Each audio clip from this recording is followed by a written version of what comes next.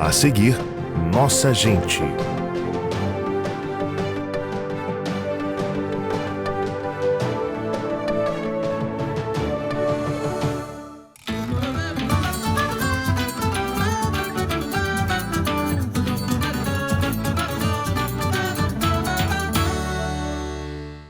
Olá, estamos começando mais um programa Nossa Gente aqui pela sua TV Câmara e desta vez eu não vou apresentar o nosso entrevistado porque com uma definição só não, porque ele faz tanta coisa, é escritor, poeta, membro da Academia Jurídica, Ricardo Bezerra. Muito obrigado por ter atendido nosso convite, professor. E gostaria, já que a nossa curiosidade de mostrar, não só você como poeta, mas também como escritor do mundo jurídico, gostaria de saber de você como é que anda a literatura jurídica na Paraíba hoje em dia. Bom, primeiro eu quero agradecer a oportunidade de estar aqui com vocês para esse bate-papo e tentar trazer o mínimo de informação possível ou atender às suas respostas, suas perguntas. Como eu questionei, a gente vai falar de um monte de coisa aqui, de aquela recente decisão do Supremo sobre a biografia e tudo mais, sobre a poesia dele mesmo, mas ele gostaria que você desse um panorama geral sobre a literatura jurídica hoje, porque a gente conversa muito com escritores, mas escritores de um modo da área geral, na parte artística pura, né? No mundo jurídico, a literatura paraibana, como é que anda? Vamos dizer que a literatura paraibana, ela hoje sempre foi muito forte, excelente, mas nós temos um grande instrumento hoje reativado, reestruturado, que é a Academia Paraibana de Letras Jurídicas. Ela foi fundada em 1977, é a terceira mais antiga do Brasil, pelo imortal Afonso Pereira, no dia 11 de agosto, que é o dia do jurista. E nós fizemos a reestruturação, a reativação da academia há cerca de 4 anos, e hoje nós temos um trabalho reconhecido dentro do Brasil como uma das academias mais atuantes, que congrega, inclusive, as demais academias. Nós temos cerca de 12 academias funcionando no Brasil, mas em torno de 8 academias estão hoje congregadas numa federação que é comandada pela Paraíba. Temos esse grande prestígio hoje de estar coordenando essas atividades do mundo jurídico, da literatura jurídica em todo o Brasil. Isso nos dá realmente Ela tem quantos membros? E como é o processo de escolha? É igual à Academia Paraibana de Letras? Segue os padrões acadêmicos. A Academia Paraibana de Letras Jurídicas, ela é composta de 50 cadeiras. Hoje nós temos 35 cadeiras ocupadas. E o seu procedimento de preenchimento é o mesmo de qualquer outra academia. Lançado o edital de vaga, as pessoas se candidatam, que estejam dentro daquele perfil, e concorre à vaga. A Paraíba, não somente na área de música, mas na área jurídica também, é um estado de muita tradição, apesar de pequenininho, Epitácio Pessoa, Flósculo da Nóbrega, é um estadozinho pequeno, mas de uma tradição jurídica muito forte, né, na área do conhecimento jurídico. Muito. Nós temos grandes nomes que já passaram, como você bem citou. Pegamos aí o próprio Tarcísio Buriti, e tantos outros. E hoje nós temos, que inclusive faz parte da academia, o Rinaldo Mozalas, que é um dos cabeças, um dos estudantes militantes na área do novo Código de Processo. Então, nós temos grandes nomes que participam ativamente do mundo cultural, jurídico do Brasil. Já que a gente falou, já que eu provoquei já de início essa coisa do mundo jurídico na Paraíba, e teve uma decisão que tem muito a ver com tudo o que acontece aqui no Nossa Gente, que é um programa frequentado por artistas, né? Essa decisão do Supremo no mês passado de obrigar, não, desautorizar a biografia, né? Digamos, se eu quiser fazer uma biografia sobre Roberto Carlos, então eu não tenho, por obrigação, que pedir que Roberto Carlos autorize. Eu posso fazer. E isso gerou uma polêmica muito grande, né, professor? Porque tem gente que eu, por exemplo, eu sou meio... eu questiono isso um pouco, de você... pode alguém irresponsavelmente fazer uma biografia sua e publicar, aí vai ser resolvido na justiça, demora a resolver na justiça, como é que fica? Aí eu volto... Então, primeiro, assim, sua posição. Eu concordo plenamente Com a decisão do Supremo? A biografia não ser necessariamente autorizada. Por quê? Vamos dizer que biografia não é apenas o seu currículo vitae que vai estar ali, mas é a própria maneira, a própria interpretação que você pode dar aos seus atos. Quando você coloca, se você citou a questão de Roberto Carlos, ótimo, mas se você faz uma biografia sobre Roberto Carlos e ele vai autorizar, ele tem conhecimento de toda a obra e ele vai tolher aquilo que ele não queira que seja publicado. Certo, então natural. Isso você inibe o quê? A história, a própria história, ela fica comprometida. Porque existem coisas da sua vida que fazem parte da sua história e que faz parte, por ser uma pessoa pública, faz parte da história da humanidade. Então, você colocar a obrigatoriedade de ter do artista ou do biografado a autorização, eu acho isso tolher o poder de criação do artista. Se eu faço uma biografia não autorizada, a responsabilidade é minha pelos conceitos e pela forma e conteúdo que eu vou expor. Eu não posso denegrir sua imagem, eu não posso expor coisas que venham contra a realidade da sua história. Então, por isso eu passo a responder sobre a obra perante o artista. Certo. Agora, professor, a gente sabe que a justiça, a coisa quando vai para a justiça, demora. Digamos que um camarada faz e coloque... você não pode cometer, não pode mentir, inventar. Tudo bem. Mas se alguém inventar, mentir, aí é publicado. Depois de publicado, aí o prejudicado vai e recorre. Aí já vai dar polêmica, demora a resolver na justiça e pode a vida da pessoa já ficar ali lameada injustamente. Nós temos o princípio o direito de expressão. Então, o direito de expressão ele tem que ser consagrado, isso aí não é impossível. Na hora que eu coloco algo indevido e que vá dar certa conotação, eu tenho recursos jurídicos para impedir que a obra continue publicada, recolher os trabalhos.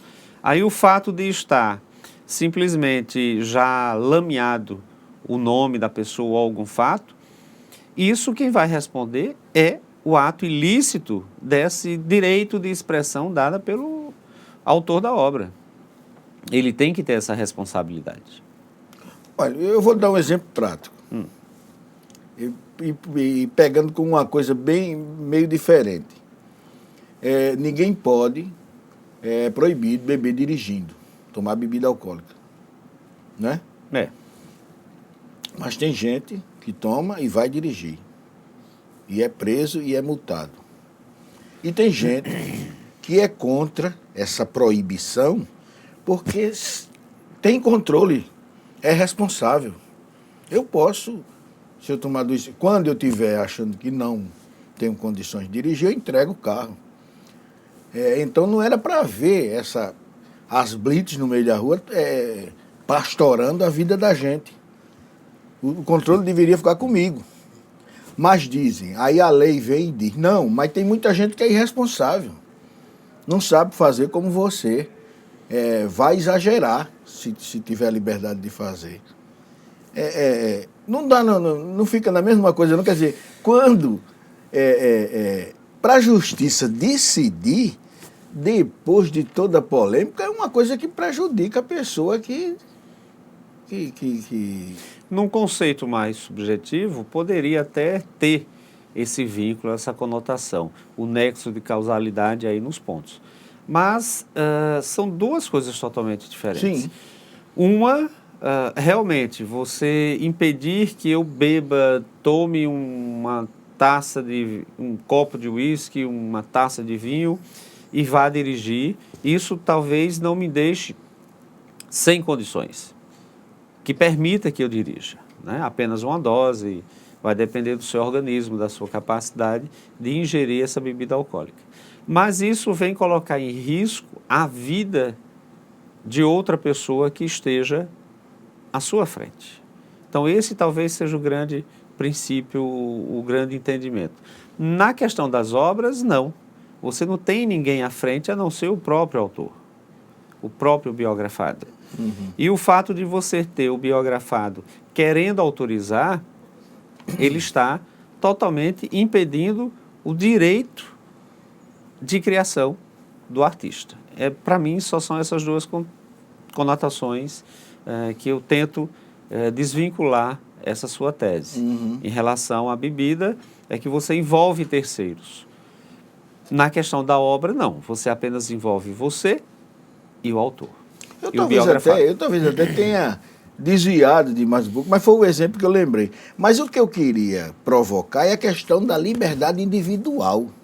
Eu não quero que você publique minha biografia. Você, ou ele, eu não quero. E isso não tem direito de ser cumprido, não? Tem, se você, ao meu ver, aí é uma outra conotação. Não é o direito individual, a individualidade, nós a privacidade.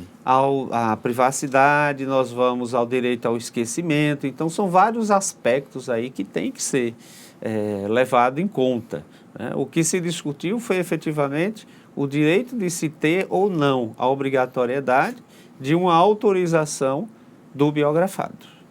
Esse é o ponto. Para mim, é a questão. O direito ao esquecimento, o direito à privacidade, aí são outros questionamentos. Entendo. Agora, então, pela decisão, agora como é que fica, somente para entender, para os artistas mesmo, como é que fica agora, depois do Supremo decidir, virou lei, ninguém recorre, acaba, né? O Supremo... O Supremo decidindo, está a nossa corte máxima, né? Se ele transitou em julgado, não há mais o que se questionar. Prego batido, ponta virada. Exatamente.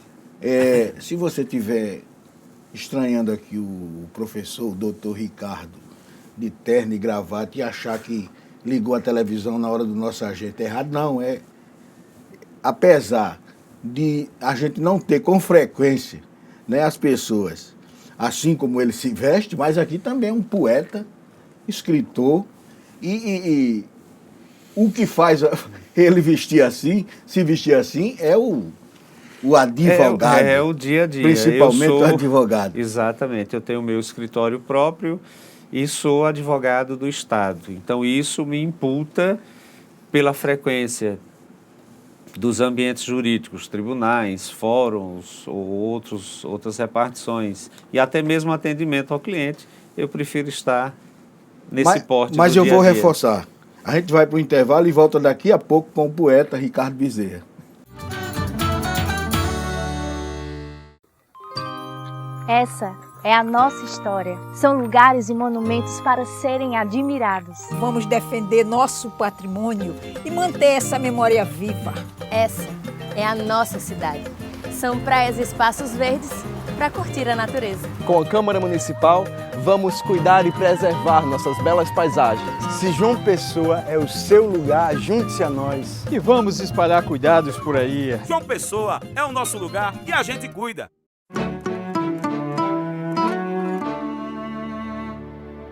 Hoje eu resolvi cantar pra essa cidade que resolveu morar em mim e que me faz bem ver o sol nascer na mão.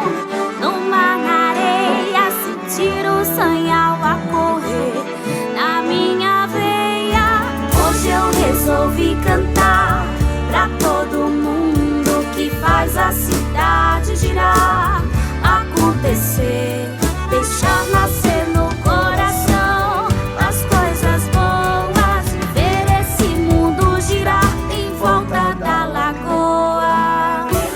Nossa gente é feita de voz, e a voz ressoa numa cidade feita de pessoas para as pessoas. Acesse joamaspessoas.com.br. Câmara Municipal de João Pessoa. Com quantas ideias se faz uma cidade melhor? Quando suas ideias passam pela Câmara Municipal, o benefício é de toda a população. Conheça, sugira, discuta. Depois do voto, sua participação é sua força para melhorar a vida da nossa cidade. Câmara Municipal. João Pessoa é melhor com a participação de todos. Estamos de volta com o programa Nossa Gente, aqui pela sua TV Câmara. Presença, desta vez, do professor, poeta e presidente da Academia de Letras Jurídicas. Academia Paraibana de Letras Jurídicas. Dr. Ricardo Bezerra. Agora, a gente já falou sobre muita coisa. Extra-academia. Vamos falar um pouco também da obra do professor Ricardo Bezerra, a começar pela que ele trouxe aqui, Insolvência Civil e Outros Estudos. O professor fala um pouquinho desse livro e do restante da sua obra. Bom, esse trabalho ele tem um cunho pedagógico, ele não é escrito para intelectuais da área jurídica, ele é escrito visando o povo, visando a comunidade, para que elas tenham ideia do que é um trabalho jurídico, do que é uma ação, como se processa. Mas, principalmente, esse tema, ele envolve, que é dito insolvência civil, é fruto de um trabalho feito há 15 anos, 18 anos, aonde você consegue buscar, dentro dos conceitos jurídicos, quebrar a ideia de que ganhei e não levei. Não, sim. Então, quando você chega na fase de execução, que você não tem bens a carrear nos autos para poder satisfazer o crédito que foi dado pela sentença, em um segundo momento você tem a possibilidade de adentrar com a insolvência civil e, com isso, buscar aqueles créditos que estão garantidos por sentença. Uhum. Adianta a pessoa ter bens? Não importa. Se alguém chega logo numa audiência, olha, mas eu não tenho bens. Não me interessa, eu não lhe perguntei se tem bens. Você vai responder na área da insolvência civil. O que é uma insolvência civil de forma bem prática?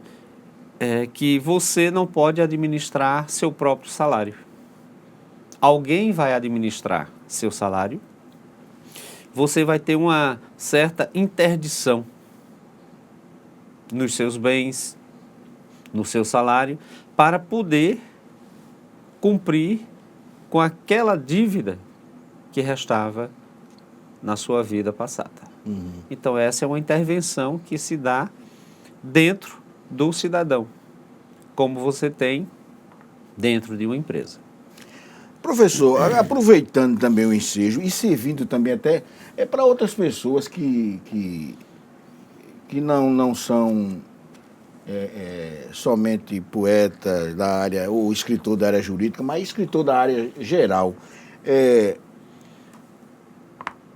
Apesar de a gente ser de um estado de tradição assim, intelectual muito forte e tudo, a gente vê muita gente também que não é o caso do mundo jurídico. Aí as condições são mais, todo mundo percebe isso.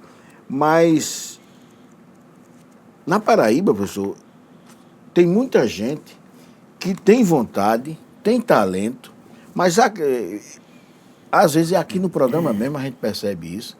As pessoas não têm condições e nem têm apoio para fazer um livro sobre, às vezes, até uma história da cidade e tudo, cidade onde ele mora. Tá muito alto o custo de uma produção cultural um custo de edição de um livro, apesar de que hoje você tem toda a tecnologia a seu favor, você tem os livros que você baixa na internet, vocês têm os e-books da vida, mas para mim a literatura nunca vai deixar de ter o sabor de você pegar num livro. Uma coisa é você manusear o livro para fazer a sua leitura e outra é você estar ou no celular ou com notebook baixando sessões e lendo. Então são duas vertentes que a gente tem. Nisto, realmente sai muito caro. E um outro fator é que, além de sair caro, você não tem, em termos de Nordeste, o chamado distribuidor. Vamos dizer que você pegue uma excelente editora que nós temos aqui, a editora Ideia, do Magno Nicolau. É impressionante você conversar com ele e sentir que ele não tem espaço de circulação no Brasil para desaguar as obras que ele publica. Ele como editor.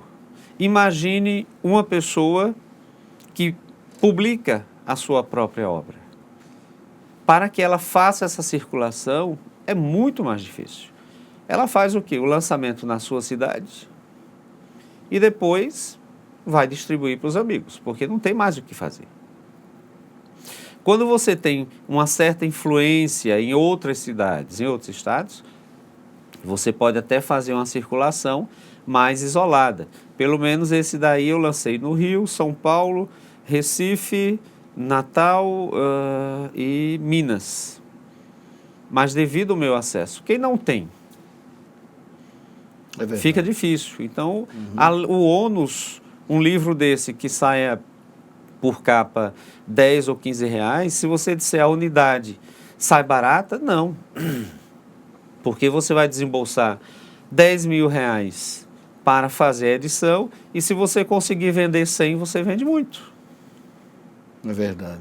Faz muito para baratear, mas não tem como distribuir. E as pessoas não querem comprar por mais barato que você coloque. É por isso que tem muito artista, não esqueço o que ia dizer não, que tanto na área de livro como também de música, que não acaba não produzindo nada concretamente por conta disso, não tem condições de fazer a divulgação. E nós temos um outro problema que com as mídias digitais, claro que você pode pegar um trabalho e lançar numa mídia digital, mas antes você tinha muitos jornais que publicavam.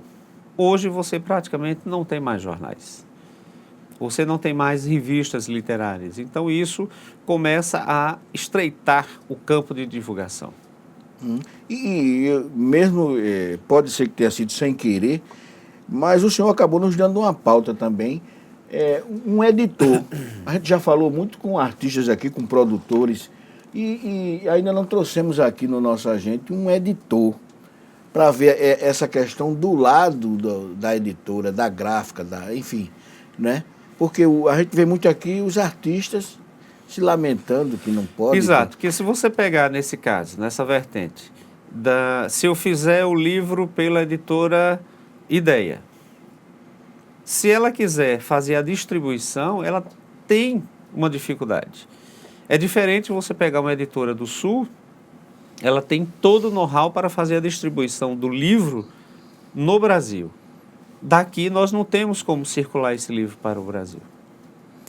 É uma grande dificuldade de circulação. Agora há pouco aqui, antes de recebê-lo aqui na Câmara, estava com um colega que ele está fazendo o livro aos poucos em casa, ele já encadernou um livro interessante sobre Geraldo Vandré, sobre a obra de Geraldo Vandré, todas as músicas cifradas, mas ele não tem uma editora, e produção nem tem o dinheiro. Artesanal, né? Pois é, ele está fazendo, ele já encadernou, em casa mesmo. Primeiro fez no computador, depois tem que fazer essa coisa do tamanho livro. Como é que fica isso, né? É difícil. Principalmente quando você cita aí o fato de pegar um editor. É muito difícil você conseguir um acesso para que uma editora ela encampe publique e divulgue o trabalho e pague ao artista por capa. É muito difícil. É complicado. Agora, professor, é por isso, agora a gente começa a entender também, é por isso certamente que nós temos grandes nomes na literatura, Zé Américo de Almeida e Companhia Ilimitada, mas terminaram chamados de regionalistas. Está entendendo o que é que eu quero dizer? Osman Lins, o autor do Ateneu e todos aqueles grandes romancistas do sul do país, do sul, ou do sudeste. Aí são tidos e havidos naturalmente como um escritor nacional. Os regionais, os paraibanos, cearenses, pernambucanos, inclusive o de Alagoas, como é o nome, que foi prefeito e tudo mais. O que foi prefeito comunista de Alagoas, grande romancista, Vidas Secas. Graciliano Ramos. Então, esse grupo era chamado de regionalista. Não ficaram normal como um escritor nacional. Mas aí é porque eles fizeram... a distribuição. A distribuição, mas também eles tiveram o seu marco. Né, a própria obra publicada, ela era uma obra regionalista. Então, eles se consagraram, mas num bloco, com um toque também comercial. As editoras aproveitaram para dizer, está chegando aí os regionalistas. Está chegando aí, eles sempre aconteceram. Esse fato de editora é muito interessante, porque agora, nas comemorações de Ariano Suassuna, houve uma discussão sobre a obra dele, no sentido de que ele tem obras espalhadas em várias editoras. Então, a família está tentando reunir em uma, porque esta uma fica obrigada a publicar todas as obras dele. Porque senão aquela só quer publicar a obra mais importante, a outra só quer publicar aquela que vende, mas a obra de Ariano, ela tem que ser publicada na integralidade. Entendi. Mas, professor, o poeta acabou não podendo explorar o poeta. A gente já está terminando o programa Nossa Gente, mas o senhor tem aí um tempo para suas considerações finais e a gente antecipadamente já agradece ter atendido nosso convite. Não, eu agradeço demais a oportunidade de estar aqui. Temas nós temos muito para puxarmos, mas o tempo não dá e outras oportunidades estamos aí para falar da Academia Paraibana de Letras Jurídicas, da Academia Paraibana de Poesia, do Instituto Histórico, das atividades jurídicas, literárias, que for necessário. Pois é, professor, só o Instituto Histórico já seria tema para 2, 3 horas. Muito obrigado e até o próximo programa.